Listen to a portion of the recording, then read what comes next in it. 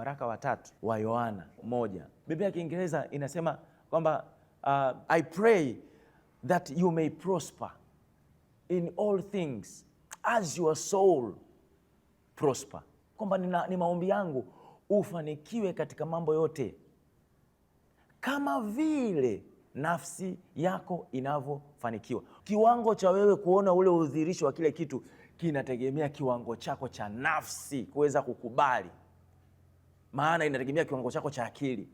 Ukitaka kufanikiwa sana, kama ni kiwango Mungu ameweka jambo kwamba ndani mwaka huu mimi nitakuwa na studio, inatakiwa kiwango chako cha akili akili yako ianze kujifunza kuhusiana na studio. Kama mwaka huu ilikuwa ni wewe ufungue restaurant, Mungu ameweka ndani yako, una mzigo, ameweka kitu, unasikia nataka kwenda kufungua restaurant, inategemea kiwango chako cha akili. Ina maana kajifunze mapishi, kajifunze menyu mbalimbali, ni nini watu wanapenda.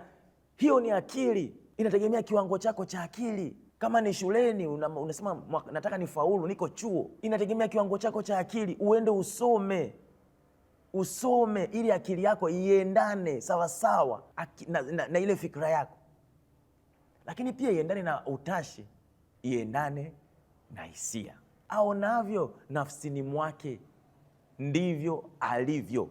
The way unavyojiona katika nafsi yako, ndani yako, ina maana kwenye akili yako, kwenye fikra zako, sawa, ndani yako, ndani ya moyoni mwako unavyojiona, ndivyo hivyo unavyokuwa.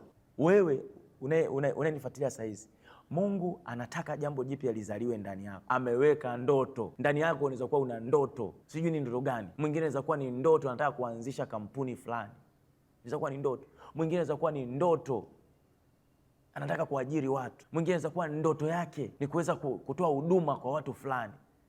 Mungu anasema the way utakavyoiona, unatakiwa uone katika nafsi yako, uone sawa sawa na jinsi yeye anavyoona, sawa sawa na neno lake. Nikutie moyo kabisa kwamba lipo jambo ambalo linaenda kuzaliwa. Inachohitaji tu wewe hapo, kile kitu ambacho Mungu amekuonyesha. Na Mungu anaheshimu.